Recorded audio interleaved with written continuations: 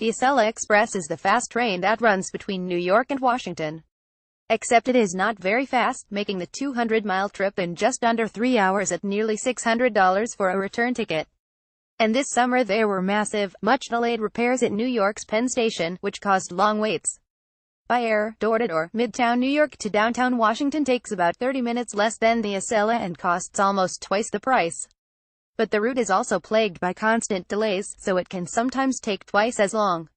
In a robust market, one with especially demanding customers, you'd think powerful interest groups or major Mackers mindful of their own comfort, or wily entrepreneurs would have challenged the government-funded but private corporation Amtrak, which runs the train service, or the two carriers operating out of the main airports, and made it easier and cheaper for the well-connected people who commute between Washington and New York. But, in fact, this aggravating commute, which everybody who is anybody in the government, or anybody who needs anything from the government must frequently endure, is a cautionary, cold bath-type lesson about democracy. In the end, the system is bigger than you are. Manhattan-based, I have been riding the Acela to D.C. a few times a week for the last many months to witness a direct challenge to the proposition of institutional hegemony, the presidency of Donald Trump. Trump's thesis is that one man with heart and guts, who has not been inculcated into or bought by the flawed system, and with a lack of ordinary risk aversion, can just blow it all up.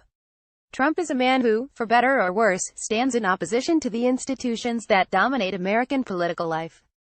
Getty Images. Sometimes, it seems, he stands in such opposition he doesn't even know he's in opposition. Rich men, after all, are able to transcend the low and common complications of the bureaucracy. This is a central point about being rich. Trump, safe to say, doesn't commute to Washington by public transport. Curiously, Trump, truly trying to transcend the system, once bought a New York-Washington air route, which he financed with loans on which he could not even make the first payment. The lesson of the Harvey Weinstein scandal. Listen to women. It is one of his principles, of course, that the world invariably yields to the logic of a better deal, and better deals are what businessmen get. Trump has often been warned, blithely paying no attention, that Washington is a different sort of place, that a business-like approach does not necessarily work in D.C. But this seemed unfathomable to him, ridiculous. Along with Trump, there are few people, on either the right or the left, who would defend the system. The system is, everyone believes, broken. It's an insider's game. It's totally fixed. It serves itself. Trump codified this into a simple and vivid idea: the swamp. This is the web of unelected special interests, scratching each other's backs, that maintains power, frustrates change, and imposes inhibiting, ritualized behavior on Washington. Indeed, it was such an obvious and simple target that to name it seemed almost to destroy it, or at least shame it. Who, after all, would actually want to be part of the swamp? Trump still seems not to understand you can't just fire the FBI. It did not, it would appear, occur to the new president that the swamp could fight back, that, in fact, he would spend most of his time in office defending himself against it. Indeed, as though to save face, and to not be seen to be bullied by the fat and lazy swamp, its name has been altered to deep state. The pitiful bureaucracy, pampered, self-satisfied and effete, has now become a sinister, protean, ever-threatening conspiracy. This includes the intelligence community, autonomous and interlocking agencies with vast and unseen powers now unleashed upon the president. Faced with an almost non-stop drip of damning leaks since he took office, it might seem that the president would step back from his braggadocio.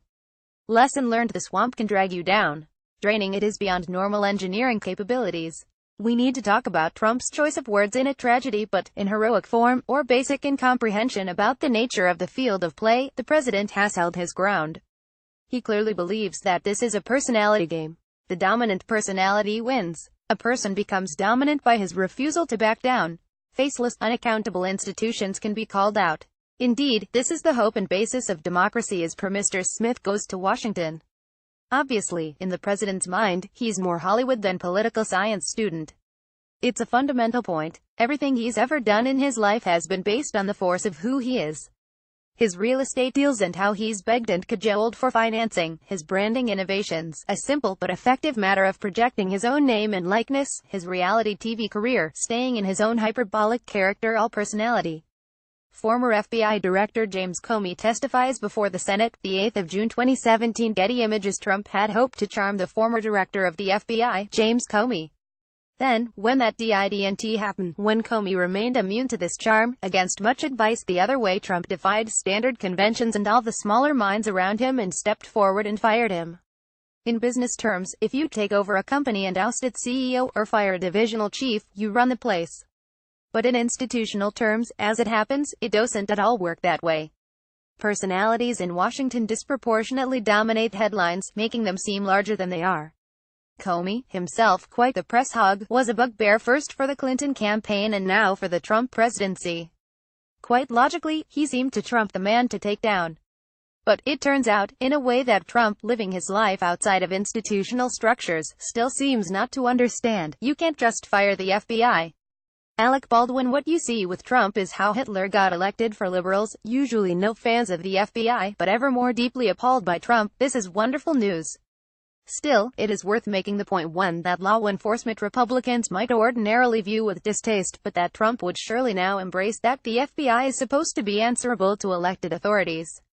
In the past, FBI directors have seldom been fired because presidents have reasonably feared that the FBI would then turn on them. So, in this regard, Trump has shown some remarkable moxie. But the world is as it is and you can either be stupid or savvy. Trump's firing of Comey set off all the institutional alarm bells and activated a mechanism that can't so easily be stopped by anyone. An FBI with its relentless agents. When does the FBI investigate and not find a crime? A Department of Justice with its righteous career prosecutors. When do prosecutors not find something to prosecute? And a special counsel who is beholden to no one. Getty Images. During my many hours on the Acela, I have taken to watching The West Wing, Aaron Sorkin's drama of an idealized White House. I do this both for its irony in the age of Trump and because there are 7 series with around 22 episodes each. The Trump administration may be over before I work my way through the entire show. Suffice to say that actual West Wing life has never, under any president, been like this. The real West Wing, rather than a set of natty office suites as in the show, is a group of shabby government offices with a few ceremonial rooms. But what the show effectively does is memorialize a standard of institutional behavior, a kind of wank bonhomie and pride, informal and yet serious and professional, to which every administration might aspire, except this one. Donald Trump and Jeremy Corbyn prove it's not about left versus right. Trump has no interest in talking the talk or walking the walk of wonky superiority. He has forsaken all sense of institutional ritual and propriety. Whatever the White House might be as a kind of model of institutional behavior, he is against it, or incapable of conforming to it. He has defied the very language of politics. He's exploded the entire say-nothing, cottonmouth, circumlocutory standard.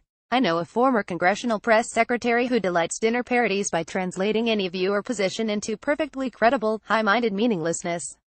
For a man regarded as a notorious liar, Trump rather often, bizarrely, says what he means. Getty Images. For a reasonably large part of the electorate and whatever offenses he commits, Trump seems able to hold on to at least a safe 35% approval rating. His is a jihad against the official norms of behavior that exclude, seemingly, at least 35% of the country. In this, he has recognized that the life of politics and the life of at least some part of the nation have diverged too far. The West Wing and its relationship to Donald Trump is the difference between an expensive scripted drama and a down-and-dirty reality show.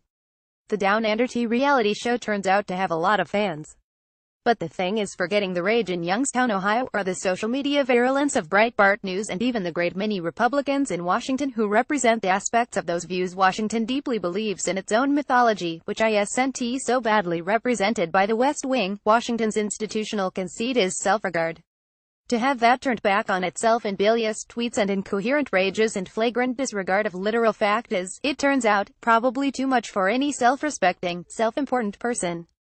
Donald Trump's British buddies. In some sense, the Washington Press Corps, a study in mimicked behavior, may be the ultimate defender of proper political decorum, arguably even more its fetish than ideological rectitude. Its joy is in how well a politician plays the game. Part of that game is how well a politician plays the press itself. The press is like a woman expecting to be seduced. Indeed, the press, in the past, has been reasonably tolerant of administrations that have proved themselves substantially more right-wing and militaristic than, so far, the Trump administration. But no administration in modern history has disregarded the rules of the game, and none have been so universally reviled by mainstream media as this one. Institutions, at the same time formidable and thin-skinned, rather like Trump himself, demand respect. It is far from clear, even if Trump were to revamp, in the face of his mounting difficulties, his tactics and strategy, that he could, in fact, deliver this respect or even a pretense of it. That, too, is held against him. Were he wily enough to subvert institutions, which would involve understanding them, that would be one thing. But it's another just to think they don't count and that their purpose and powers can be merely disregarded. To count Donald Trump out at this stage is clearly not wise. And the fight has a long way to go. But, so far, the swamp is winning. It is perhaps another reason why presidents don't come from New York. New York is a power center arguably greater than Washington and certainly richer. Hence, someone who has mastered New York might be inclined to believe Washington is a walk in the park. But there is a different order of power in Washington. It is strangely not about money or even accomplishment. It's about continuing, holding firm, Sphinx-like. Political institutions don't succeed by adapting to disruption, like institutions in the marketplace. They succeed by resisting disruption, and, often, by taking down those who seek to disrupt them.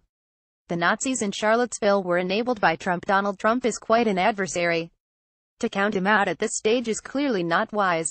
And the fight has a long way to go. But, so far, the swamp is winning. Like this now Red Way need to talk about Trump's choice of words in a tragedy. Alec Baldwin. What you see with Trump is how Hitler got elected. Al Gore on Donald Trump. His wall is unlikely to get built.